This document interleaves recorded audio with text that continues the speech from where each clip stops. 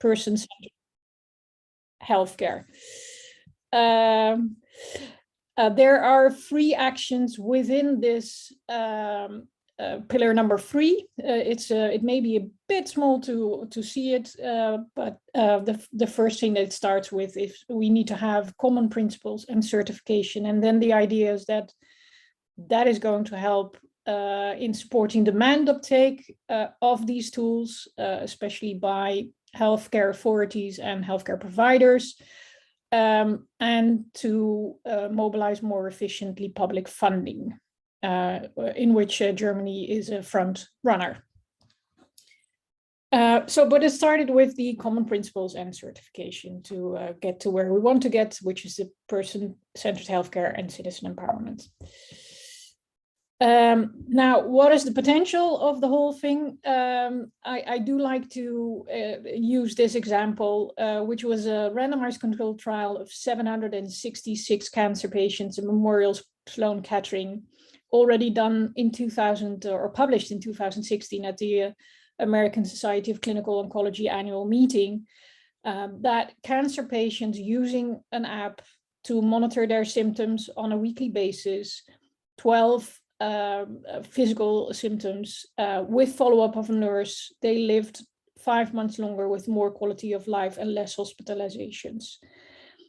Unfortunately, that is not yet currently standard practice in clinics, and I think this is where we're working towards, to have that quality and accessibility of care throughout Europe and beyond, of course.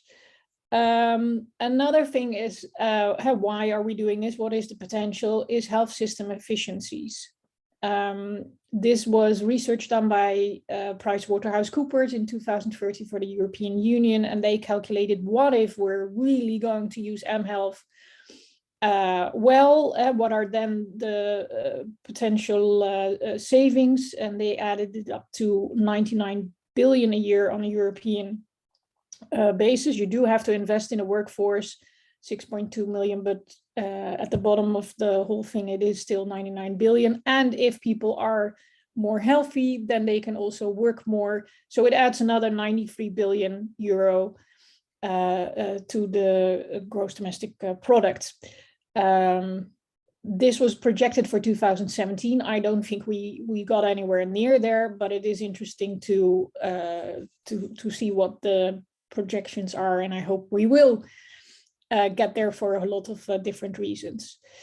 To me, a particular drive is, this is actually my late husband and my kids in 2010.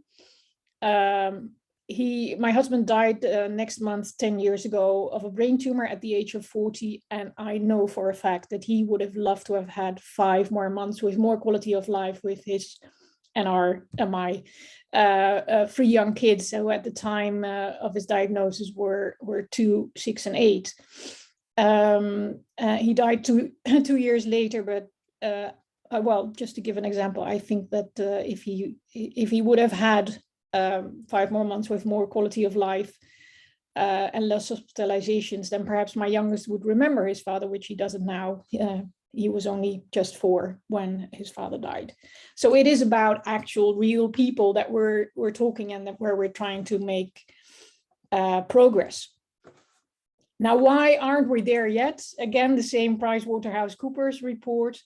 There are a number of barriers, and I'm taking out a few of them. One is lack of clarity on mHealth certification. So this is the common principles and certification that were discussed as well at the European Commission, which was a 2018 document.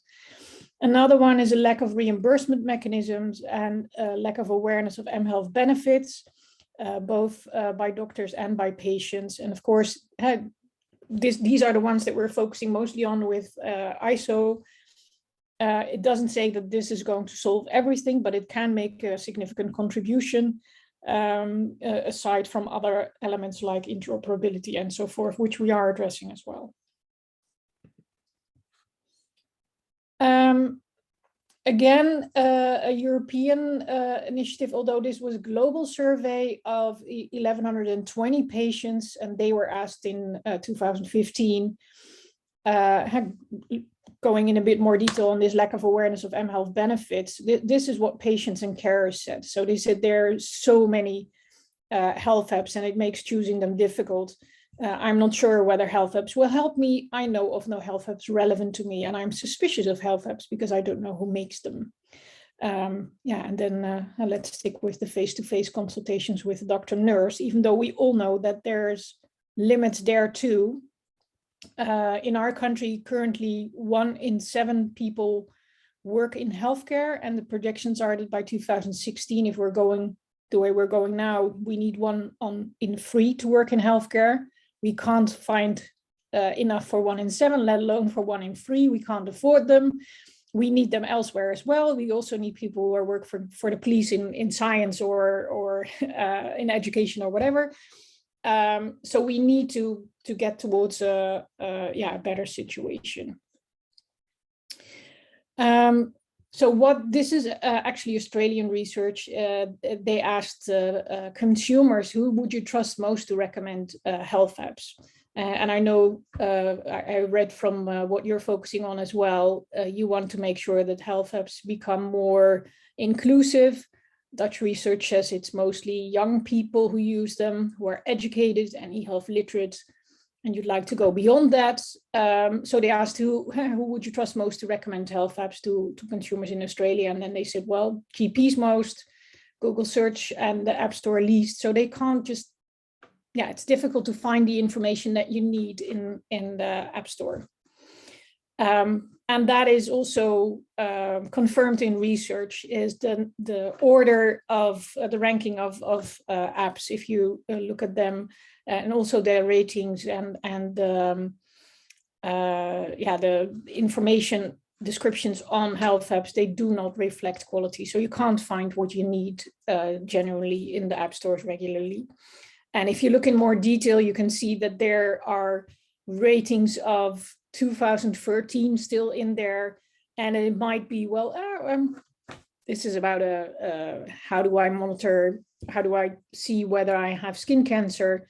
As some will say, it will cost money, 1 star, total crap. Another one will not be aware of what's the quality of an algorithm behind it, which may be fantastic, but it may not be fantastic as well. So you can't really rely on what it says here. Yet the GPs, again in Australia, they said, well, but we lack a trustworthy source, so we can't, we don't know either what are the great apps, and we don't have the trustworthy source. And they mentioned, they rarely prescribe apps, even if they're younger, they do it a bit more. So the younger doctors, they prescribe more apps, but the older significantly less, and even the young ones, they're not doing it on a daily basis. And that was confirmed in German, in a German study as well, which I liked. So I looked into what are GPs and how about GPs in Europe. And 2 of the researches that I especially liked were a German study and a French study. And this was more quantitative, and French study more qualitative. And what you see is that their doctors, GPs, they see opportunities, they see threats. The green ones, I highlighted them, are mostly opportunities. So what they agree with statements. Health apps raise motivation and willingness amongst patients, improve patient compliance. So this is the perceived opportunities for mHealth, few more in green. But you also see that there are perceived threats, that health apps will cause more rather than less work. They may be too complicated, so not easy to use. It could be that your data is out for grabs. So both risks for the doctor and risks for the patients are perceived, which is exactly what the French study said as well. Some of the doctors are quite favorable when it comes to apps. They see primarily the positive sides of it. Some see primarily a risk for the patient, and some see primarily a risk for the doctors. And you can see here on this slide the type of things that they're worried about. And you can see that there's quite an overlap with the French and the German study. And what we have in common here in Europe is that we lack a trustworthy source as well. This is work done by the mHealth Hub, which is a European project. They looked into what are health app repositories in Europe. So beyond the App Store, there are initiatives in several countries trying to give you more information on health apps. Generally, only a few dozen apps have been assessed. The frameworks are often not transparent, and we know that there is over 300,000 health apps already calculated in 2017, according to Research to Guidance. And others sort of project the same amount. So there's a huge difference in the number that are out there and the number that we know something about, although we also don't know often how exactly has this been calculated or researched. The German initiative you're well aware of, I'm sure. I checked yesterday, they now have 28 apps in there, mostly mental apps, started a bit over a year ago, gradually increasing. About 100 different suppliers, manufacturers made the attempt to get in there. A number of them got rejected, a number of them are still in the process. But this gives a bit of an idea, on the German situation, which I'm sure you know a lot about as well. So going back to more the European perspective, the WHO was asked by the European Commission in 2018 to assess a number of different existing frameworks, looking for, if we want the common principles and certification, is there among the ones that are already out there, one that sort of stands out? And what you see is we later compared to our initiative to this one. So there were 20 different frameworks assessed, and the green parts say something about, is this topic covered? So it's about privacy, transparency, safety, reliability. And as you can see, there are differences between these different frameworks. ISO covers all of them and adds ethics. So that's one. What we also did is we looked at 8 different stakeholders, and I saw a lot of information on stakeholders as well on your website, something that you're well aware of and that you're trying to pursue as well. So aside from the existing ones, they focused mostly on researchers, developers, policymakers, and health professionals. We also included consumers, payers, so healthcare insurance companies, for example, app stores and app assessors in our work in getting towards a framework. We looked at, with all these different stakeholders, we were able to not just look at, okay, this is a specific point in time and now we're going to see how well an app is, but we're looking more, we're covering more of the life cycle, which is something that the others were not able to achieve that well. We looked at, I think I put here still 15 plus, I need to update this slide, but we looked at about 30 different frameworks. And a lot of different standards as well as part of our efforts. And that was something that a lot of the frameworks didn't do either. So the feedback from the WHO group was then, it seems as if we're all starting anew. There's overlap and there isn't, but we're all starting, everyone's starting anew. And so there's still an opportunity for harmonization. So what did we do? We created the health app quality label, trying to help as well people in what is a great health app, using as a source of inspiration the EU energy label. We're covering both the about 21% medical devices and the 79% non-medical devices apps, both apps that are Android, Apple, web apps are in our scope. And perhaps, yeah, so looking at the energy label, why the energy label? 85, so this has been around since 1995. They have 25 years of experience. 85% of the consumers in the EU recognize it and use it when they're purchasing a television or a washing machine or a refrigerator. It has a positive effect on quality. So as in a number of years, the number of appliances in certain of these labels were only in A or A+++ or whatever. They had to redistribute it again. And they expect that this new label, which was launched for 5 or 6 different appliances in March last year, will add or save 38 terawatt-hour annually, which is about the energy consumption of Hungary a year. And what was interesting as well from an standardization perspective is that it was adopted in 59 countries outside of Europe. Even though nobody forced them to adopt the energy label, they adopted it and mostly stuck quite close to the example given here. We tested it with people with low health literacy. Why? Because 1 in 2 in the EU is has low health literacy. And research says that what works better for them. So if we're able to communicate health information in a way that works for people with low health literacy, then we all benefit because it works better for all of us. So we're not missing out on anything. It makes it easier for all of us. And so in the process of making it, a number of changes were made because of their feedback, making sure that we are as clear as possible. So what is in the label? Comparable to the energy label, the flag or logo, and then it's a health app quality label.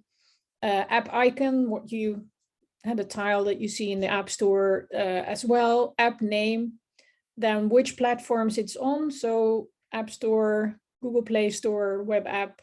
And in some countries there's alternatives as well, but mostly in most countries that covers the majority. Who made the app? What's the benefit of the app? So what does it give you as a health benefit? The contraindications, or when do you first need to check with a health professional before using it?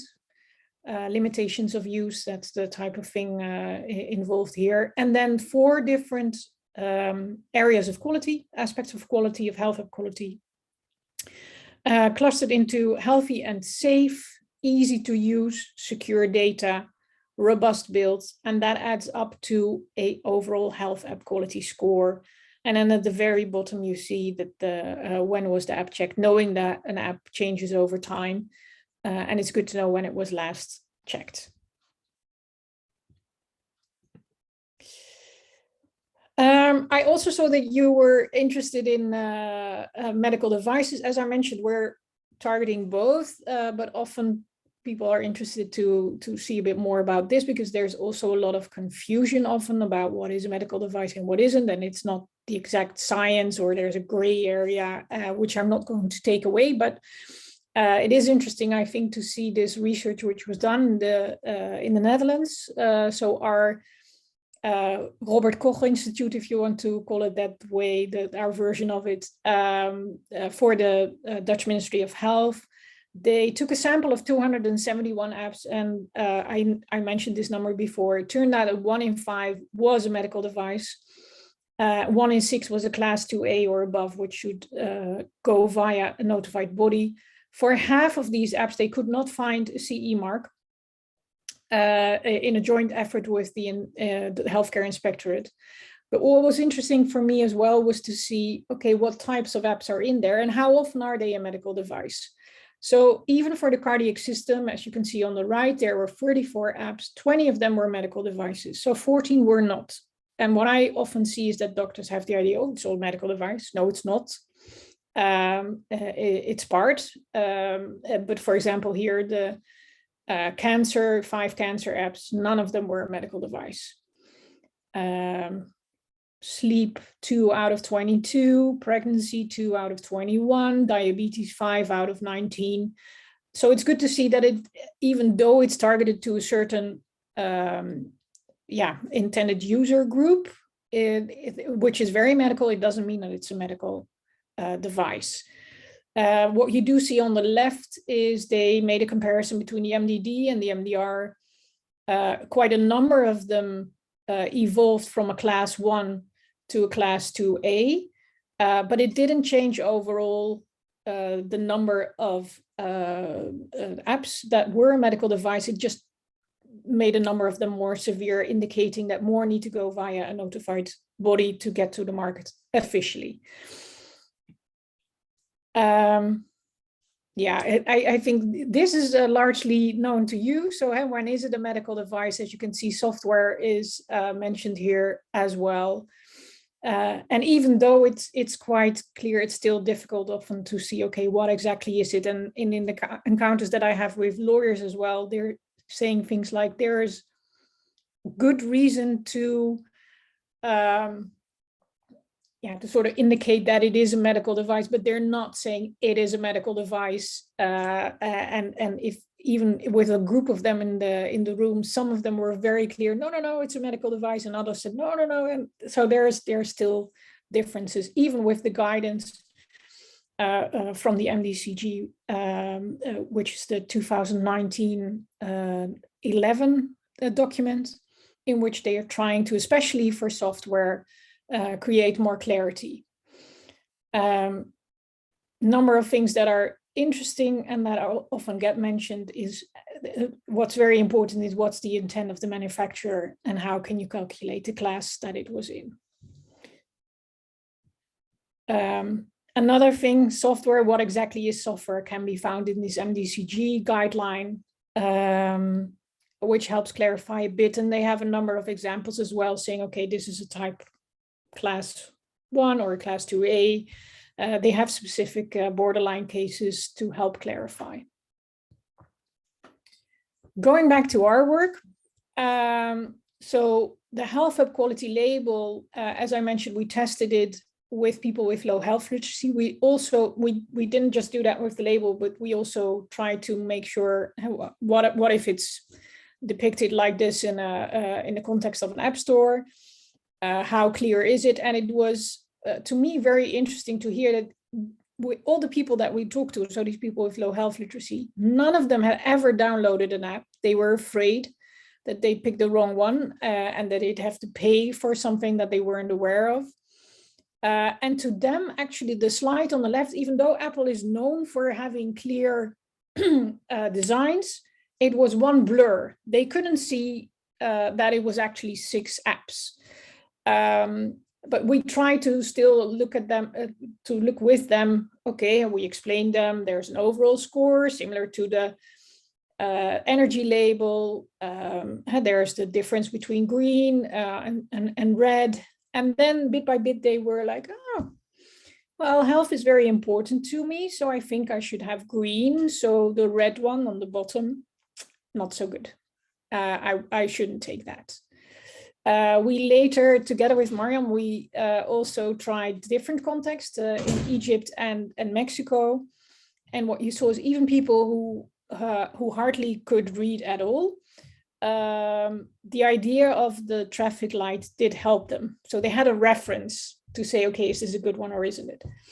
And we simulated a bit similar to what the new legislation on the energy label asks. We simulated, okay, there's this bar which needs to be close to the tariff that you have to pay, and if you hover over it, then you get to see the whole label. So that's what you see here. All in all, there's 3 products that come out of ISO. So there's a list of questions that we're asking, which get communicated in 3 levels of detail. One is the quality score. So that's just the 1 bar in the depicted 5 colors, either of them. The quality label has a bit more detail. And then there's a quality report, which has the full detail. The 4 things that I mentioned, so healthy and safe, easy to use, secure data, and robust build, you see reflected in research that I mentioned beforehand, with the very nice title, What Do Patients and Carers Need in Health Apps But Are Not Getting? This is what they want. They want trustworthy, accurate information. So that's the healthy and safe bit bar in the label. They want it to be easy to use. That's literally what we have as well. They want secure data, and they want robust build, which is at the very bottom. And then in between, there's 2 saying, we don't want to pay for it. And we don't want advertisements. And that's a strange thing about apps, I think, even though we all know that technology costs money, and research costs money, and compliance costs money, and support and development and whatever, there's the idea of apps are free, which they're not, somebody has to pay. And I think the business model is definitely something that is challenging. And McKinsey in Germany wrote an interesting article about that too, by the way. But yeah, the business model is, I think, one of the challenging things that we would be good if we strive forward bit by bit. So I mentioned what do the patients and carers need? Well, what CEN-ISO gives is this is actually the overview of the content of the standard. So we created an overview of 81 questions that detail more what are the characteristics and quality and reliability of a health app. Out of those 81 questions, there are 67 scoring questions, scoring impacting questions, and the division is, as you can see on the right. So we're looking at product information, a bit about the product and the app manufacturer. Healthy and safe has 5 different elements, and within it, the number of questions, as you can see at the right. So health requirements, health risks, ethics, health benefit, and societal benefit. Easy to use contains accessibility and usability chapter. Secure data is about privacy and security, and robust build is about technical robustness and interoperability. This is the overall score that I mentioned, and it gets calculated in this way. So the 4 different elements, out of them, healthy and safe impacts the score the most. It's a health app, that's what it's intended to do. And we used input from a survey to come up with this division. Easy. So the next one is secure data. You don't want to have your data out on the street. Easy to use, and then robust build, which impacts a number of those, of course, as well.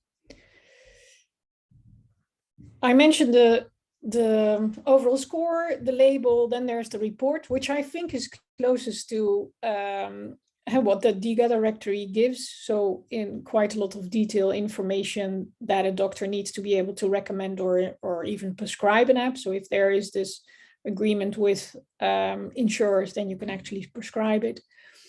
It gives the answers to the 81 questions and the level of detail that they need on top of that.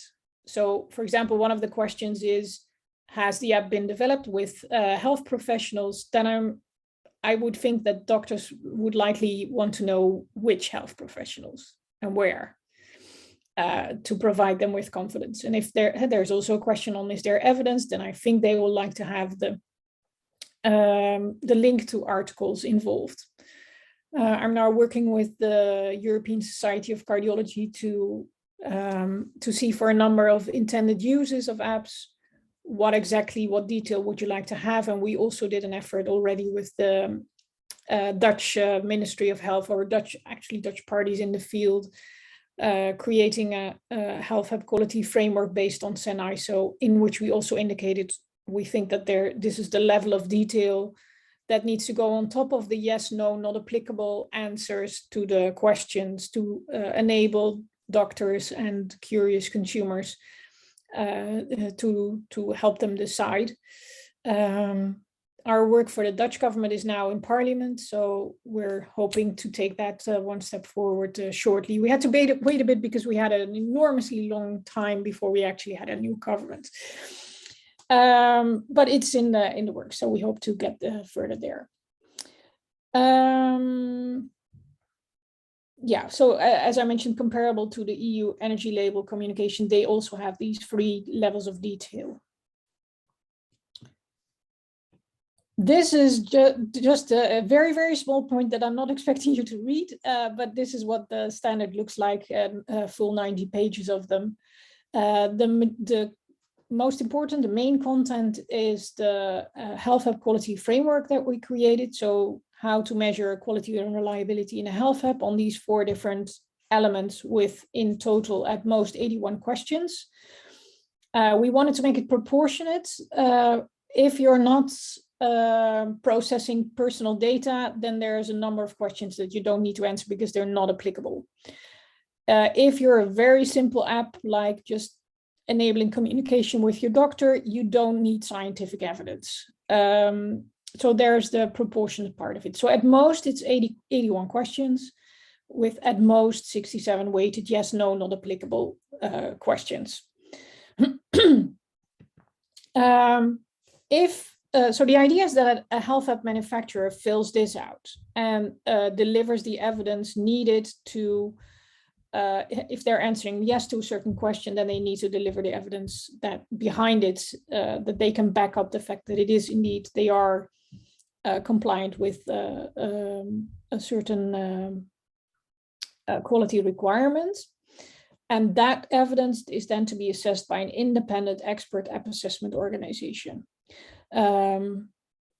So what I've encountered a lot in my talks with health insurers and with doctors, they say we need more than the blue eyes of the app developers. We need evidence, and the idea is that that there's an expert organization that provides this evidence, because you can't expect every single doctor, every single insurer to go through the same detail. They may add things on top, but the idea is here that the most of it is covered already, helping them and helping manufacturers as well, who are not really that happy with having to go through all these different frameworks as well.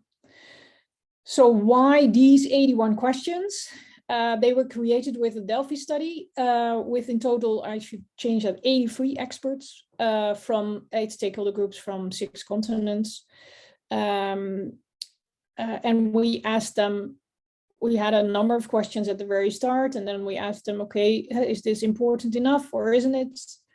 Do you have other questions that we haven't asked yet? Then we took them to the next round in the Delphi study to see whether they should be added. And that's how we came up with the 81 questions. We did say in advance, we'd like to keep within at most 100, knowing that it needs to be usable and that we want to focus on what matters most. You're never going to be entirely complete or whatever. And if you're trying to attempt that, then it's not usable anymore. So this has a bit to do with my background. I used to work at KLM Royal Dutch Airlines at the Netherlands Cancer Institute, but this is mostly as a regional manager. I've worked at the Dutch Tax and Customs Administration.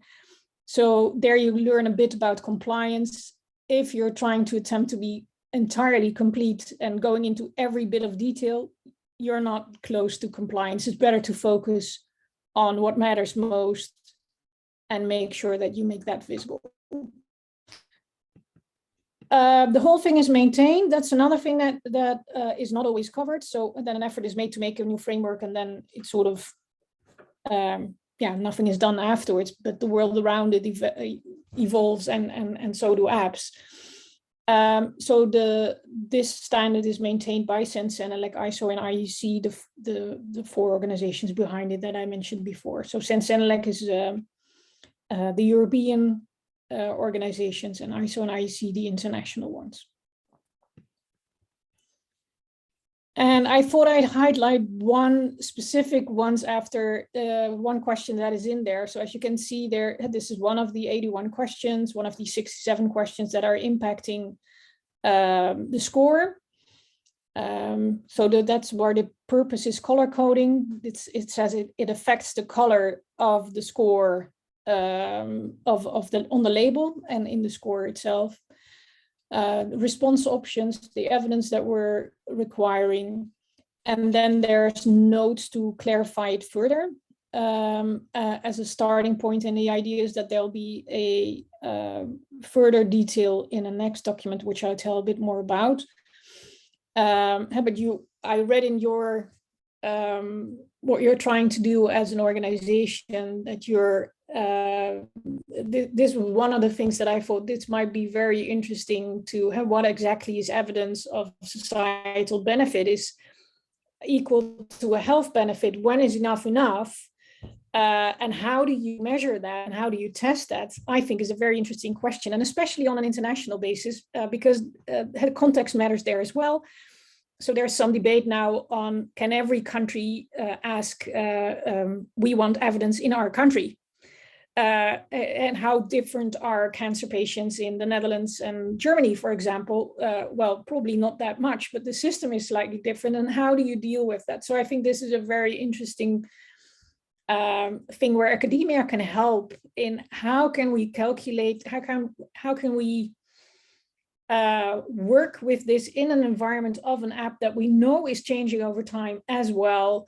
The context is changing over time. So what is an efficient way to go about it, where there's enough to hold on to, for example, for health insurers, but not doing it over the top, where only a few companies with really deep pockets can actually pay these kind of things.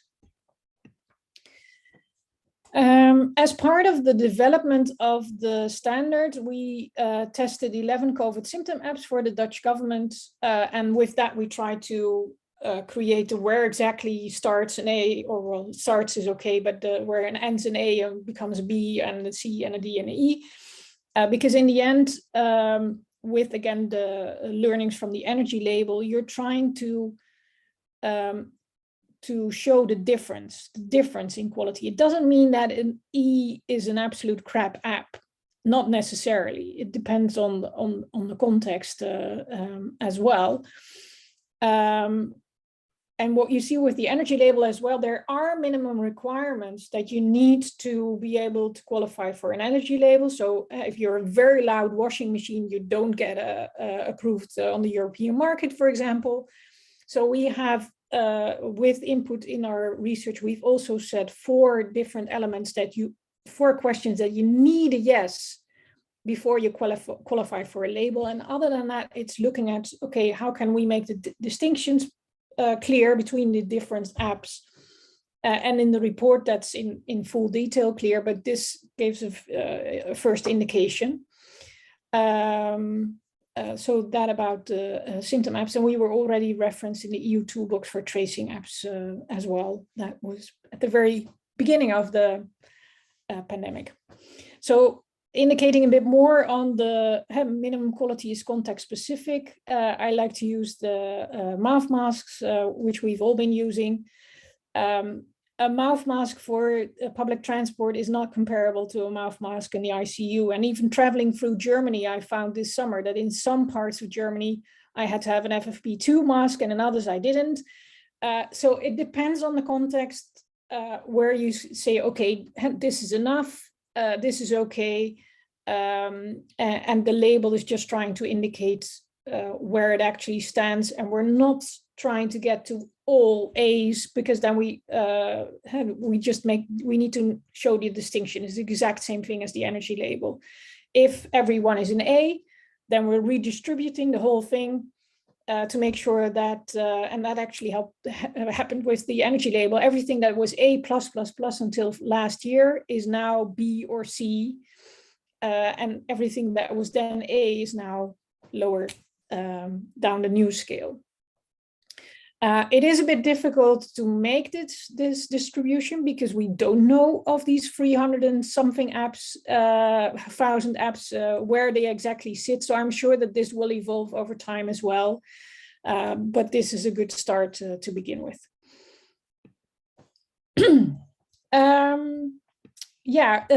So it is published now. We were fortunate to get a near unanimous vote. So usually with standards, if there's 55 or 66% of the countries who agree on it, then you've got a standard, and we got a near unanimous vote. So out of the 34 countries in total, Only one had a negative vote, which was an editorial error, which we changed before it was actually published. And one had an issue that will be addressed in the review. So that's very, very, very little. We were fortunate to get this kind of numbers. And I think that's a good thing. Also looking forward, that there's quite a bit of support for the work that we did in different countries. So these are all standardization organizations who've commented it. So I mentioned before that there's these 3 different steps in pillar number 3. So we started with the principles, those are in the standard. Next step is certification, then demand uptake and public funding, and some initiatives are already ongoing in that field. So this is in a bit more detail, pillar number 3.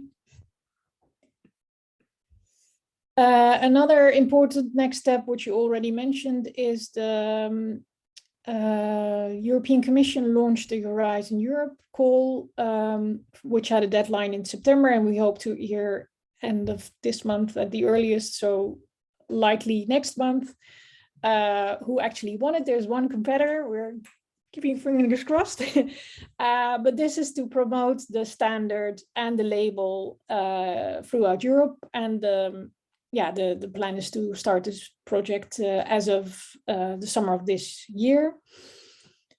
And the good thing perhaps to ask here, so the whole of Horizon Europe is distributed into destinations. And one of the things that the EU stresses here is we want to have a healthy industry, which also has a lot of small and medium-sized enterprises. We don't want to be dependent on big tech from the US and China. We want to make sure that there is a healthy industry out there here in Europe that can provide interesting tools so we can actually achieve that person-centered healthcare and citizen empowerment as pillar number 3 wants. Another important next step is the certification scheme. So I mentioned there's we have the common principles, but certification is about, okay, now you have this evidence. What are you going to do with it? How exactly are you going to test it? Who can test it? Who qualifies? Who exactly qualifies? What is independence? What is the kind of expertise that you need? If you've tested the evidence, when is enough enough? So when do you pass? When is it actually a yes? And when you say, no, not enough, it's still a no. And when do you need to reassess an app? Knowing that it changes over time, when is the change significant enough to say, okay, now we need to reassess the app? And I think this is something that is interesting for you as an organization as well, for you as researchers involved, that how are we going to assess certain things, I think is very, very interesting. Again, how to do it in an efficient way in a number of fields. If possible, do it automated. For example, within easy to use, accessibility is an item. There are tools where you can check, is the contrast enough? What if people are colorblind? There are tools to see how easy is in language. And I think these things, but also in for example, secure data, if we can evolve to more automated steps, in a harmonized way. The good thing about it is as well that once this has been done in a certain country, then we don't need to duplicate it again. We agree, and that's part of the European project. On a European basis, when we've checked this, then it's enough. And then there always be the context-specific additional questions on top. At least that's what I expect. And I'm checking different national and regional and international frameworks now with ISO. There are these questions, like for example in the DACT, the NHS current framework, they are asking, are you registered with authority such and so, and when have they last checked you? That is a very context specific question that will never be part of ISO, but you can easily do it on top. And if you've covered the 80, 90, 95%, that is that can be standardized and is harmonized in ISO, then you've come a long way already. So that's the certification scheme. Another things that I briefly touched upon is I'm working with the European Society of Cardiology, looking into, okay, with the standard that we have now, can we now see what exactly do you need to say, okay, now I'm going to recommend an app. Now I'm going to put it in a clinical guideline. So this is ongoing work, and there's already interested further to take it beyond cardiology. And I'm very curious to see if we find this sort of threshold for, let's say, a monitoring app within cardiology. How different is that from an oncology monitoring app or diabetes, or is there actually quite a bit of a standard there too? Within ISO, we have these different intended uses where the proportionality is related to as well. And we took that largely from the NICE evidence standards framework, which I think most of you know as well. Another next step is part of the letter to Parliament in the Netherlands. We're going to do a pilot with Dutch insurers to see whether the framework that was largely based on CEN-ISO, on ISO 82304 Part 2, plus one additional question, if they can use that as well to have their decision making on which apps to reimburse. You have over 100 different insurers. We have 4 main ones. So I think it's very nice to see that in Germany it was possible to align all of these different insurers, and I hope we are achieve the same thing in the Netherlands with only 4, the big ones. A few more things that are happening. I submitted earlier this week the first article on ISO 82304. So I'm looking towards the paper being accepted, and I hope to avoid people dressed like this in my own process. No, but I hope that the article, which tells about the framework and how it came about, so with the Delphi study and an additional follow-up survey and testing it with the COVID apps and other things that we did in the process, that will be available in the first half of this year, and more articles are coming. One thing that's already published is McKinsey asked me to write a chapter on the DIGA from a European perspective, so that you can find in this publication. And that brings me to the end of the whole thing. Are there questions?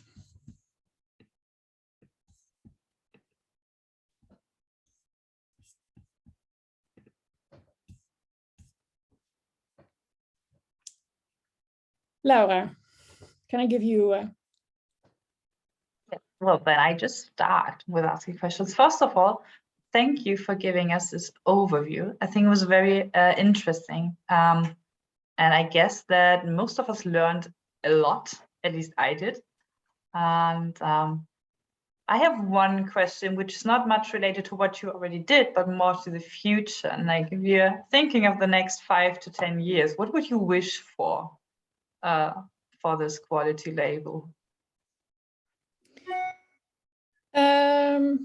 Well, to me, as I said in the very beginning, to me, a driver is that apps like the one I mentioned that I sort of make the distinction between there's great apps and crappy apps. And the unfortunate thing is that there are great apps, but they're not part of regular healthcare. And as I mentioned, I know for a fact that my husband would have loved to have had the opportunity to have an app as part of his healthcare. So to me, let's start with the why. That is a very important thing, that we are starting to use the great apps at scale. And I think looking at the barriers that I addressed as well, and looking at the steps that the EU mentioned, that common principles can actually help. Also, I think part of the fact that the EU energy label is so effective is that there is one agreed way that we're saying, okay, this is how we calculate the quality of a washing machine. And well, quality, officially energy efficiency, but it's been made into a bigger thing actually. It's perceived as quality, and I think that we'd move forward in that area as well if we harmonize within this field too, which I know also from experience in initiating 2 health apps in oncology.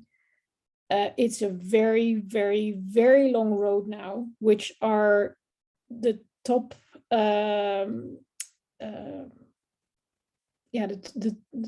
the top in the organization within our health care ministry.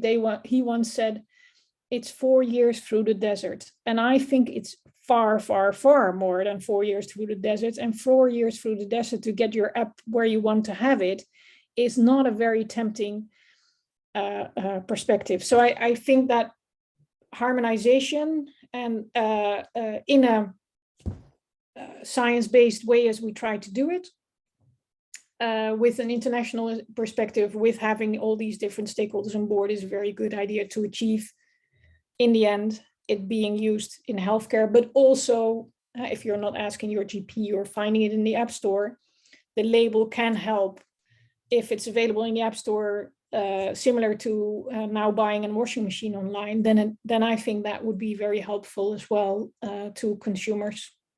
Yeah, going beyond to just young, e-health literate, very educated consumers.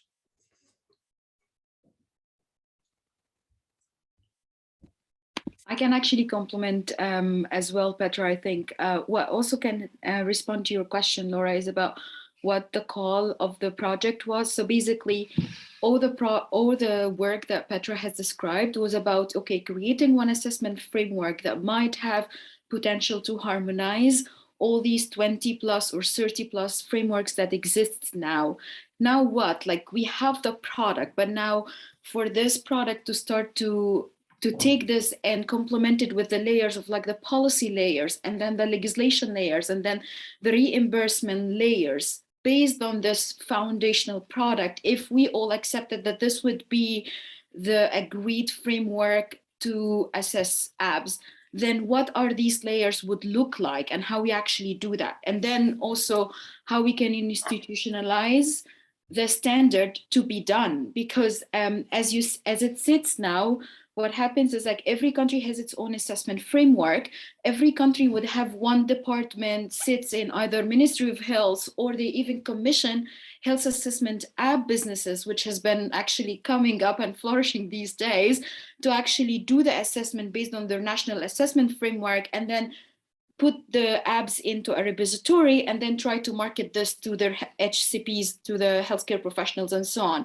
So this is busway that's happening now in Europe, but then we don't think that this is, like, the most efficient way to do that. Also because this means that if this continues, then the coming narrative will be, if I am a startup that have an app, I will have to go through an assessment framework for the quality and the safety of the app within this assessment framework on a national basis. And then I will have to go through an added layer of reimbursement, evidence-based type of, proving for them. And then I will have to do this specifically in France, and then specifically in Germany, and then specifically in Austria.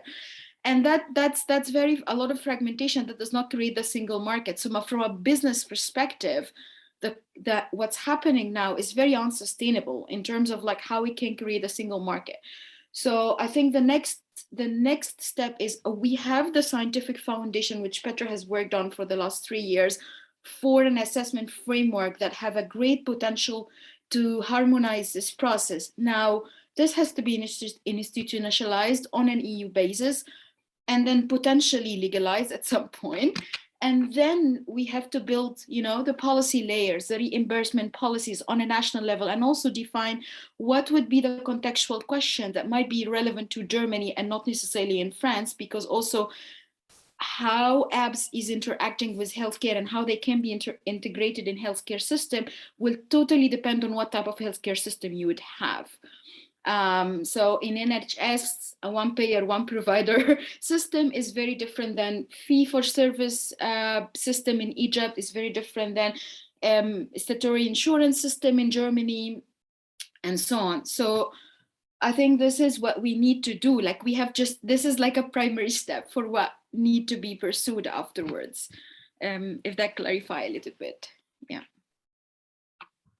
Yeah, and perhaps to add to it, it's if you look at the information from the mHealth Hub, so that was another European project, 9 countries now have their own assessment frameworks, multiple often within their country. So for example, Spain is health is not organized on a national level, but on a regional level. So Catalonia has their own system, Andalusia has their own system, providers who have their own systems.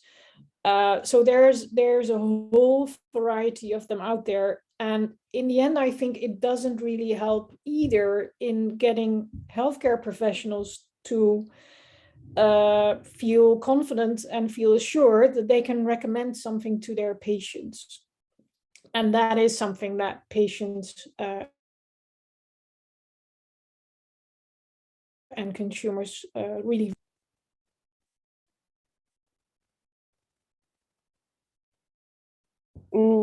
I had a thought. I was wondering if you consider within your framework the business model of the app. So for instance, in diabetes, you have logbooks, which the model would be that the core service is the mobile app in itself.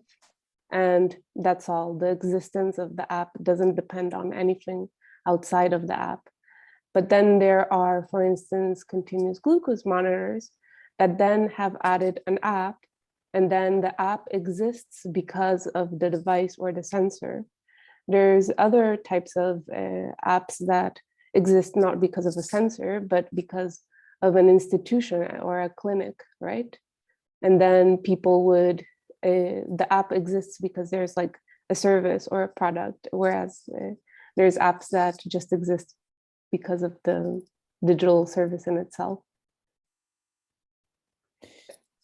I'm not sure whether this is the business model. There are different types of apps within each and every health issue, I would say. What is interesting to me is I'm very interested in what Catalonia is doing right now. Catalonia is looking at diabetes as the whole pathway and looking at what's available out there when it comes to apps already, and beyond that, devices too. So what's out there, what's the quality of it, how can we best recreate a care pathway for diabetes in which we also use the benefits of e-health.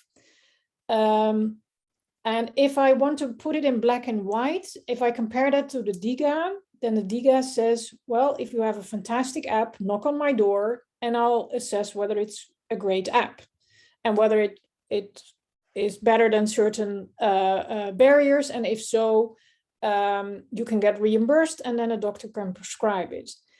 If I look at the history of automation or of information technology, then usually looking at the whole process and seeing how to best utilize technology that is out there, and sort of, yeah, going out there yourself and looking for a whole process. How can you best use the, what is available and combine it? Then I think that's where you find the real benefits. So I'm applauding the fact that there are different things out there. And if you just look at the business model, I think we still have quite a lot of challenges. So McKinsey in Germany made an article about they consider there are 5 different business models. It might be that the consumer is paying. If they pay, it's largely for wellness apps, and it's a small part. It might be that the healthcare professional is paying. They will likely only pay if there's a significant contribution in efficiency in their process. It might be that the insurance company is paying. Doesn't happen too much yet. It's quite a long way. It might be that an employer is paying. They will likely only pay for the ones that are actually helping the productivity of their employees. And it might be that another company is paying. And it could be, for example, that if I'm a pharmaceutical company and you have an app and your data is interesting for me, on how effective my product is or how to further grow my business, then that's that's another business model aside from what I already mentioned. Another form of that, I guess, would be advertising. Then again, there's an indirect gain for a company.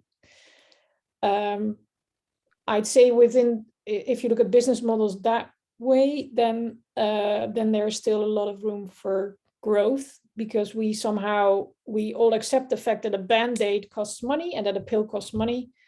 But a lot of people have the idea that an app is for free. And in the end, somebody pays, either via their data or in any other way.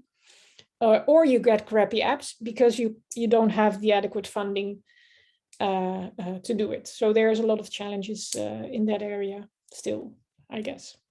But I'm not sure if is that an answer to your question?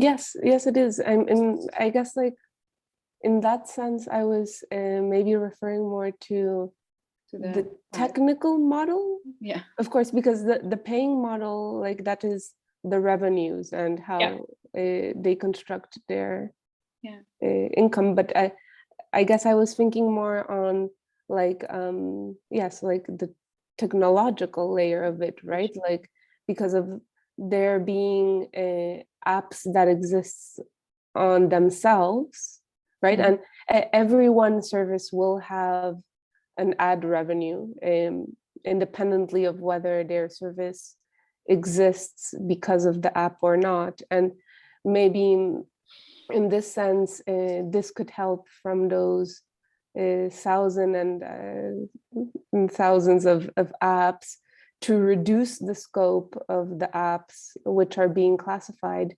to just those which are actually offering a service within the healthcare workflow, and maybe, like, even discard the ones that are consumer oriented and have like wellness or yoga. Because I mean, for instance, like at R2G, I know that they consider yoga apps, right, as part of the healthcare, as part of health apps. And one could say that that is correct, but maybe that is not within the scope of creating a label for them.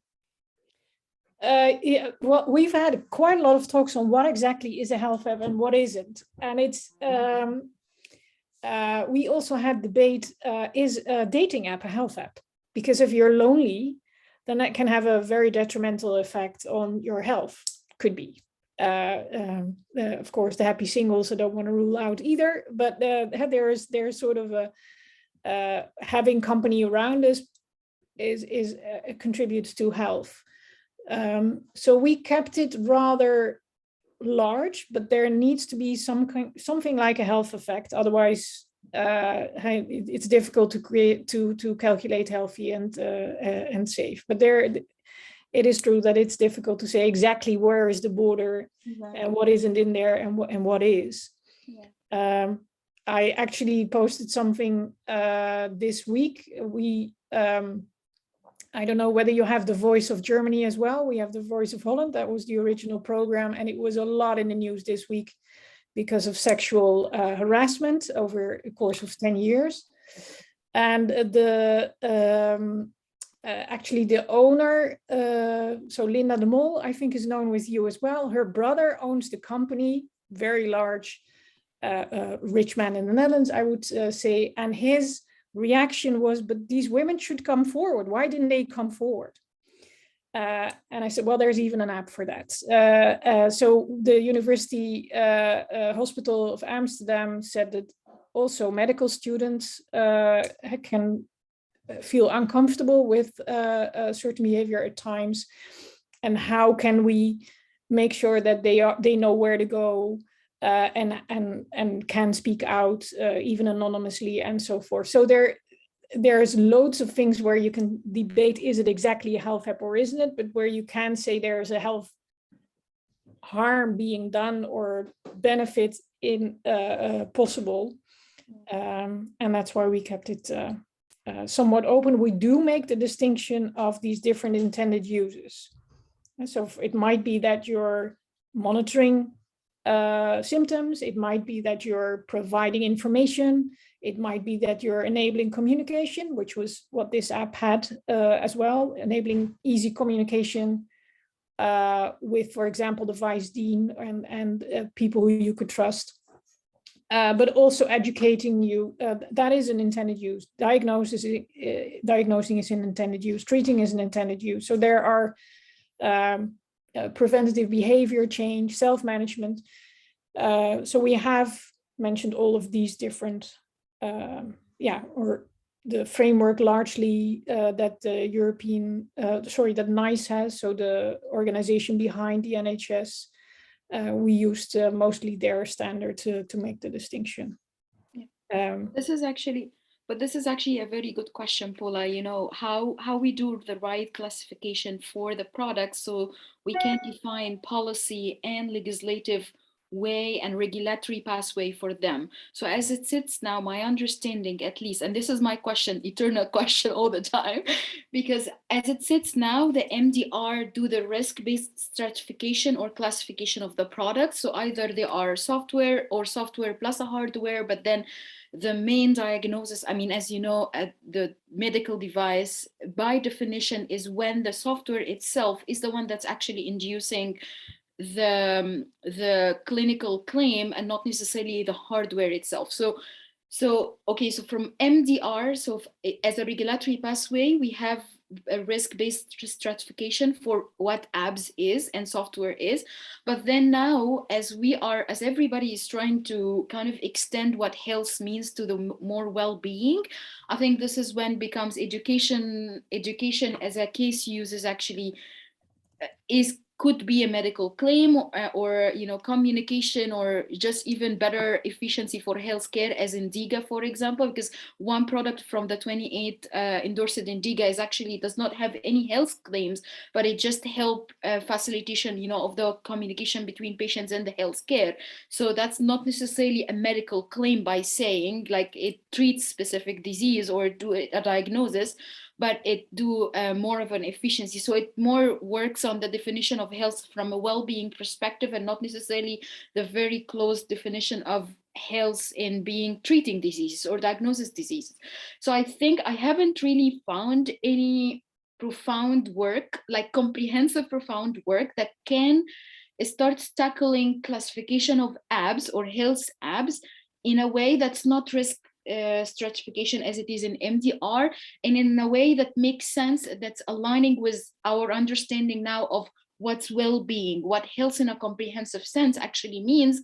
And then if we could nail down this classification, that it can be the basis of our discussions. But I am totally with you. There is a lot of some of the issues with our discourse around apps is like everybody imagine health apps as a different thing. But I think this is why the label is not only for the medical device. It can be, it can provide, it can be a good product for, understanding the risks of all the other gray area of apps that now we understand that they are health apps in the more comprehensive understanding of health, but they are not MDR regulated. So nobody actually looks at them. Nobody actually know what's good for them. But I would be looking forward to some classification. I know that the Scottish government has been working on a new classification for apps, in its broader sense, but I haven't seen this yet. If I could see it, I can shoot it to you as well at some point, but I'm so interested to know more. If there is a different way of classifying apps that can help us into the whole discourse around, okay, if we know what's a health app, what's a wellness app, what's a healthcare related app, aside from disease specification, disease area specification or classification, and aside from task or what they do classification, because these are very easy. Promotion apps, health prevention apps, diagnosis apps, these are very easy. But then which type of these classification we can depend on to identify policy interventions, to identify regulatory pathway, to identify legislative pathway. I think this is when there is a lot of gray area in this understanding. Yeah. I should have introduced Mariam as well, by the way. Sorry about that. But Mariam and I have made the next, in most part, the proposal for the next project. And Mariam has experience within the WHO and in medical devices, originally from Egypt, but having been in a lot of different places as well. And I'm not doing you justice, but add please if you want to, Mariam. So. No, thank you so much, Petra. No, I just, how I met Mia and Petra. So I have more of a health systems background and I have worked in medical device regulations before.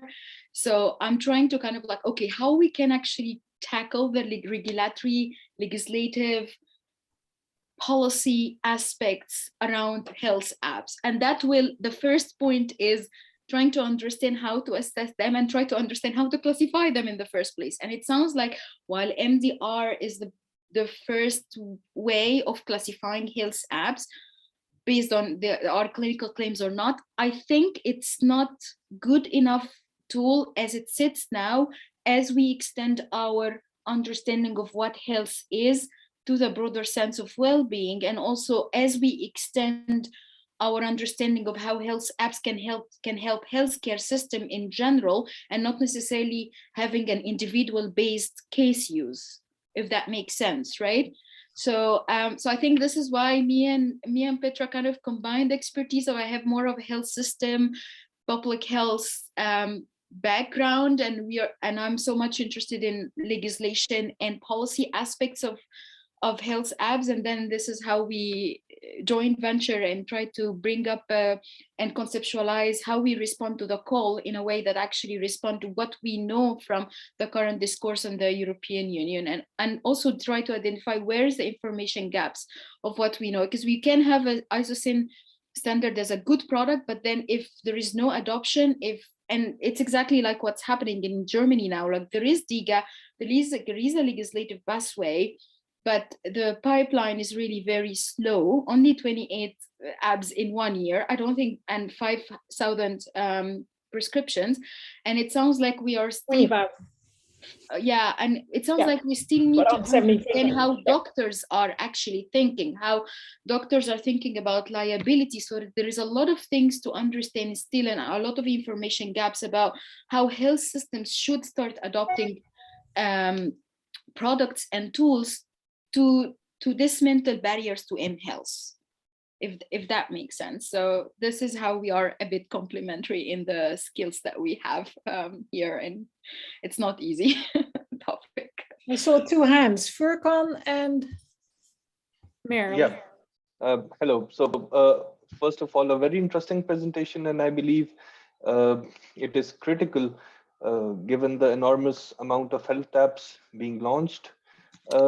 You indicated that you were planning for a pilot study. Are there any obstacles that you foresee when planning an upscale?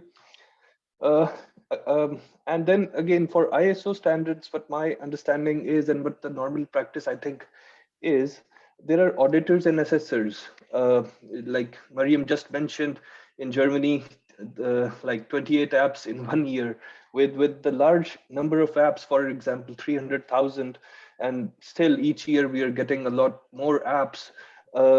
First, what would be the incentive from a developer's perspective to come to a platform to have the certification?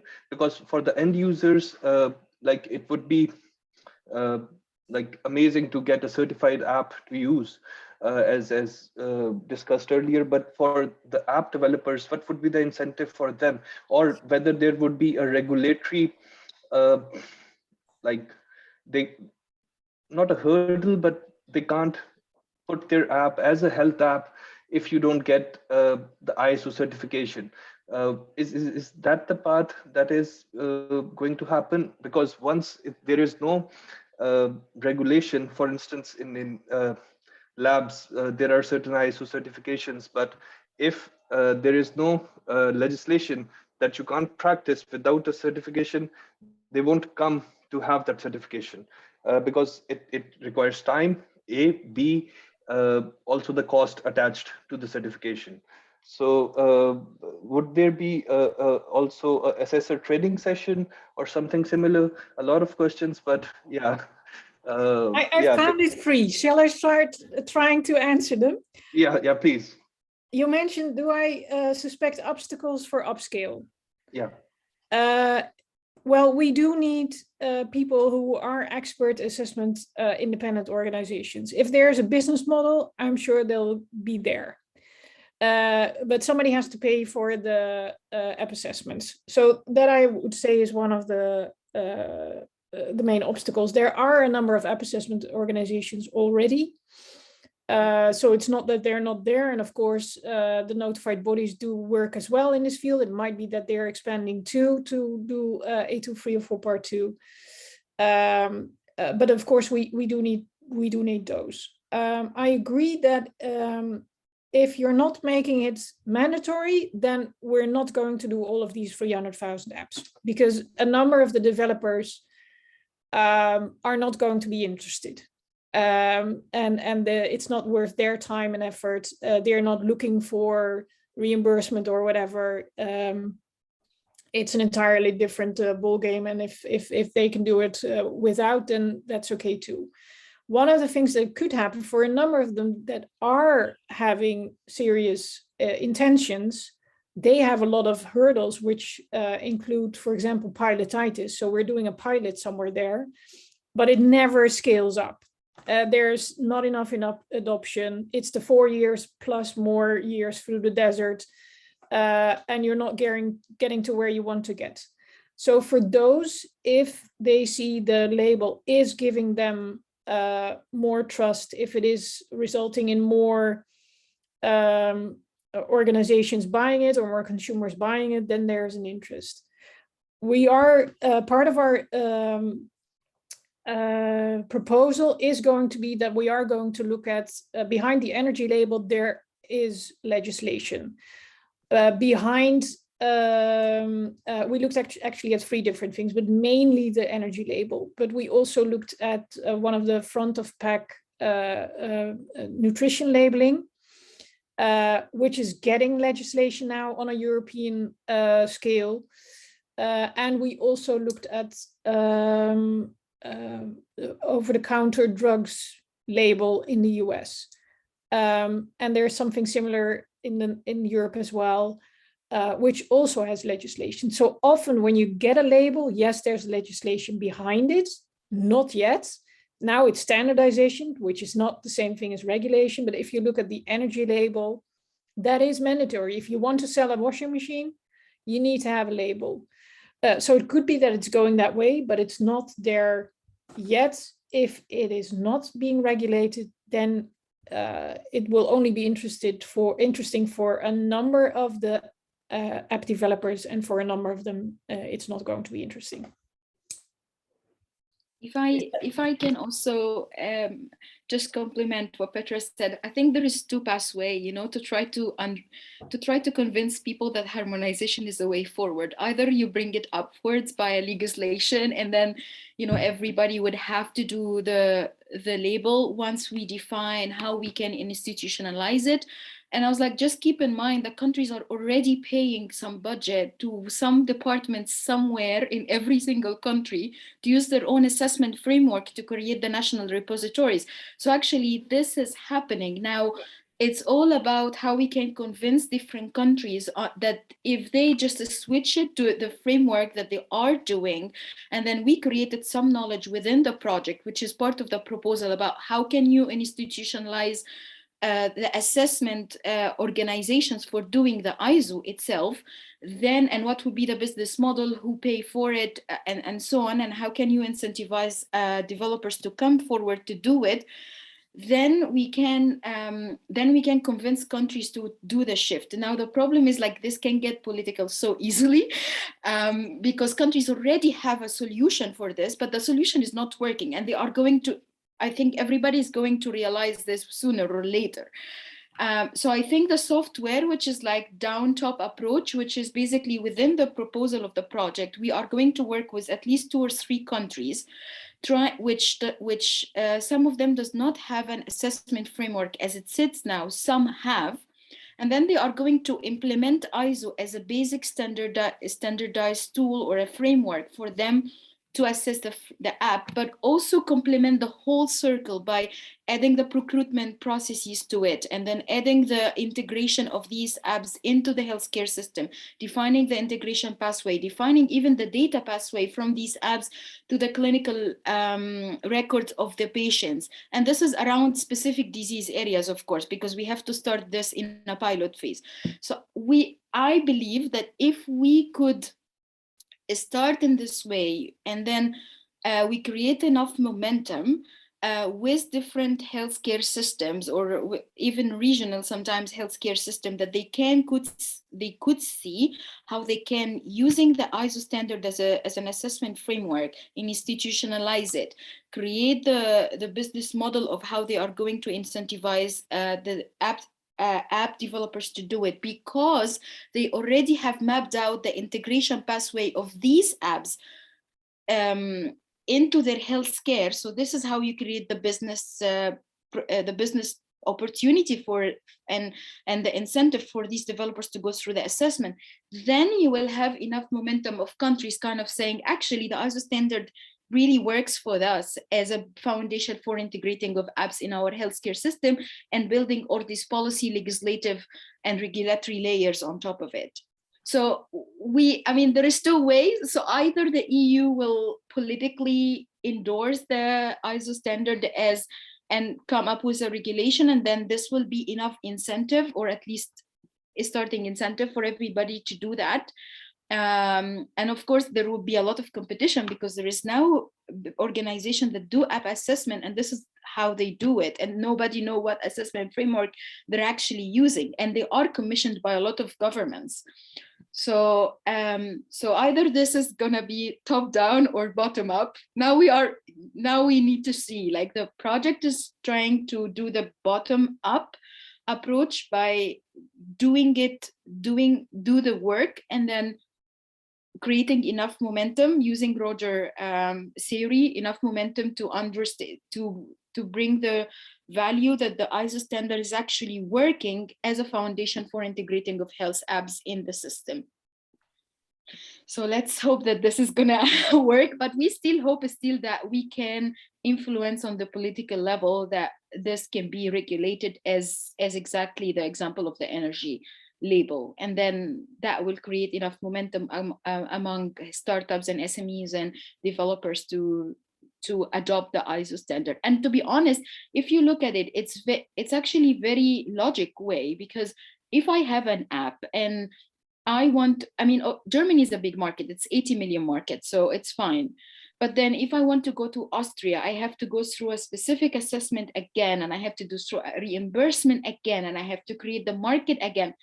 That's very fragmented. This is why most of SMEs are going to US, because it's 230 million people, one language, no different cultures, full stop. Europe, it's not like this. It's 27 countries, EU at least, 27 countries, 27 cultures, 27 languages. The biggest European country is 80 million. 80 million is not a scalable market for any SMEs or digital health startup, So I think if Europe, from a political perspective, if they really want to strive the SMEs and keep innovative people in Europe, they have to create these type of incentives, so political wise. And one of the incentives will be top-down approach regulating of assessment frameworks for apps or for health apps, at least as a one lens to how to look at this. But again, yeah, and you mentioned the incentives from developers' perspective. In part, actually this week again, I got asked by an industry initiative, can you please present ISO? Because for them, having to go through all these different hurdles and hoops and whatever to get to where they want to get, there is an incentive in harmonizing the whole thing and not having to do it over and over and over and over again, and often not getting to where, still not getting to where you want to get. So actually we've had, for example, Philips was heavily involved, Siemens was heavily involved, and more industry representative bodies are looking at this as a way of tackling the hurdles that are currently there, the barriers that are there. Meryl, if Furkan feels that his questions is being answered sufficiently. In detail, Petra and Mariam, thank you. Okay. Okay, sorry that you can't see my picture, but my battery is very low, so I hope it will work. It's okay, that's okay.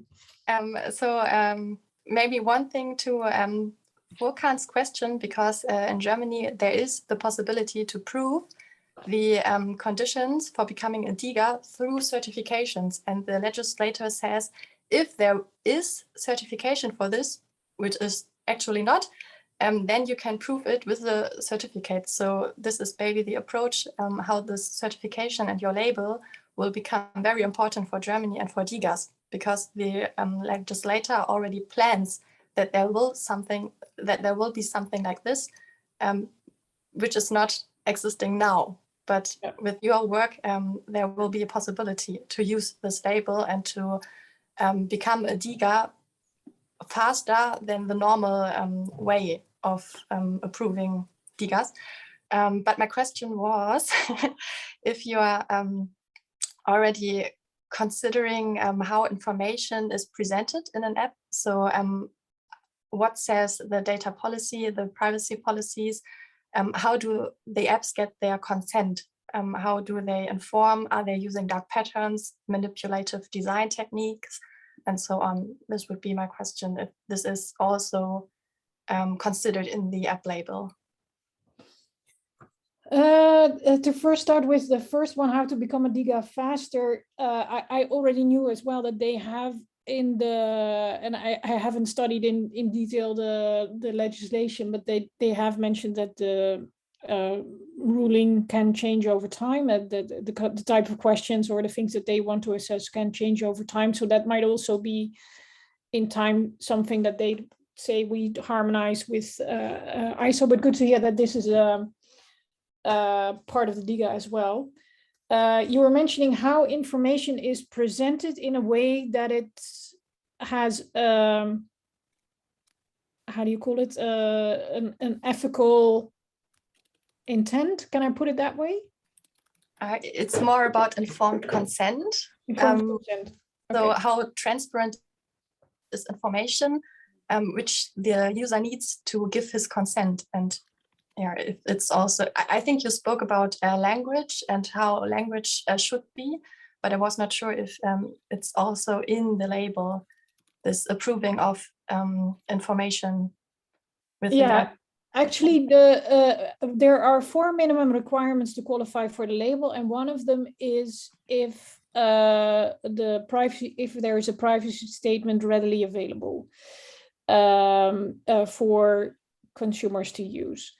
If that is not available, and what exactly is a privacy statement is in Europe probably going to be Article 31 of the GDPR. It says this is a privacy statement. We added another question which says, is there something in like an overview of the privacy statement in 150 words at most?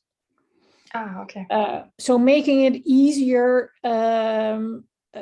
because there are privacy statements that take you up to 8 hours to read, which nobody is reading anyway. and we wanted to get away from it. There was actually an artist in the Netherlands who made a book this thick with a lot of different privacy statements, which are not accessible at all.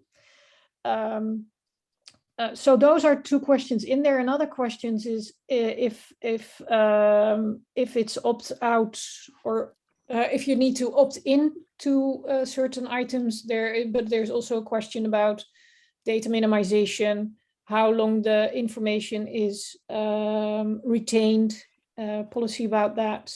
If you have a privacy officer, if there are procedures out there, if there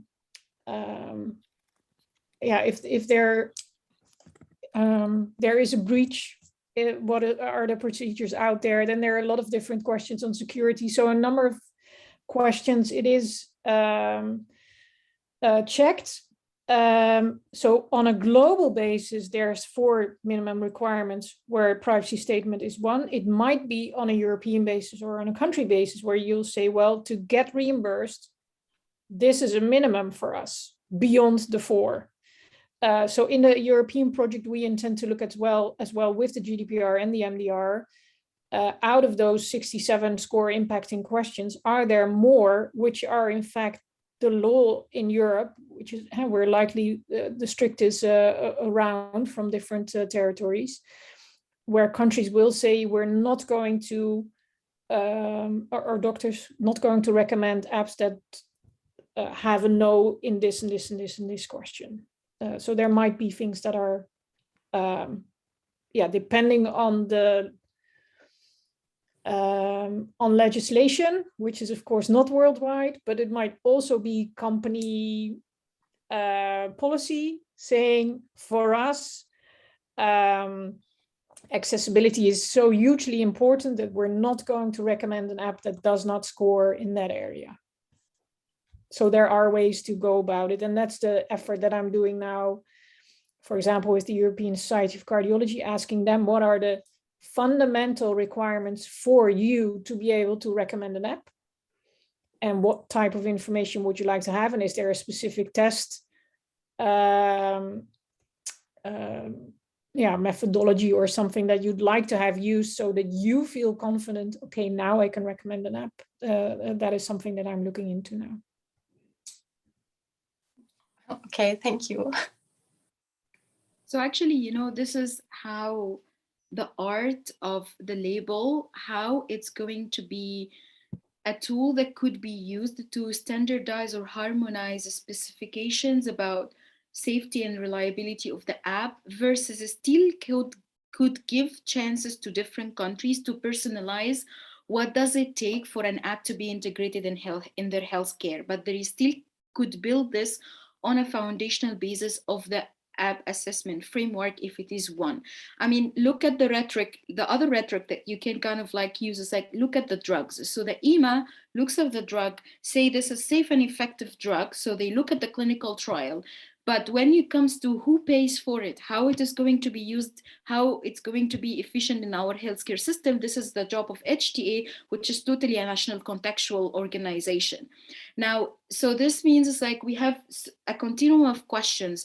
Who assess an app, who say that this is clinically valid and safe and effective, and then who say that this is cost effective within our healthcare system, and then who is going to pay for it, and how we can define this payment pathway. So now we can have so many different scenarios from now on how we want to create the narrative in using the metaphor of what happens in pharmaceutical components, how we can create the same narrative in apps and digital health technologies in general, not necessarily only apps, how we can create this narrative, and then how we create this narrative in a way is like at which level we want to harmonize and at which level we want to leave it for personalized policy and legislative differences across different countries. So, and it's like the basic, if we could follow the pharmaceutical narrative, is like, okay, we have to have an assessment framework that works across Europe, that's harmonized. And then when you start to, for example, understand what's a societal benefit, because this is highly contextual, then this is when you start to say, oh yes, I can pay for this app because I think the normal diabetes pathway for this prevention thingy is actually much higher than how the app is going to be reimbursed. Then this is cost effective for me in Germany, but it might not be cost effective for me in France. So if we put this forward, this is exactly the same narrative we are putting forward for pharmaceuticals. With medical devices, apps is going to be a whole different, because the apps itself is changing, because it's not a constant active constituent as pharmaceuticals.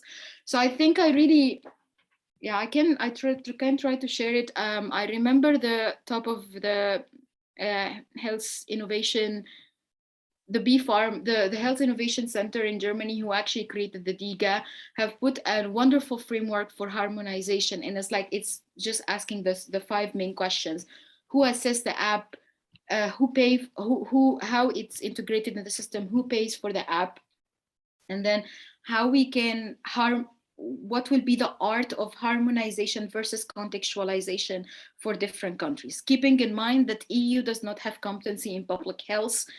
And it's purely national competency to do that. So this is why, if there is a political game or political influence and lobbying around harmonization around it, it has to be done very carefully. So yeah, so again, this is like the intersection of this piece of science with the politics and the policy on EU level.